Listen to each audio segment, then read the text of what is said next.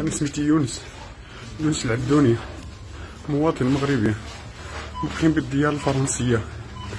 هاني خدام وعندي كونطرا سي تي اي. في ناس كتابعني ما عرفتهمش شكون، باغيين يقتلوني، كيدسوا لي على التليفون. دابا انا في ليدل وقلت لهم يعيطوا لي للبوليس، ما عرفتش شكون راه يتبعني.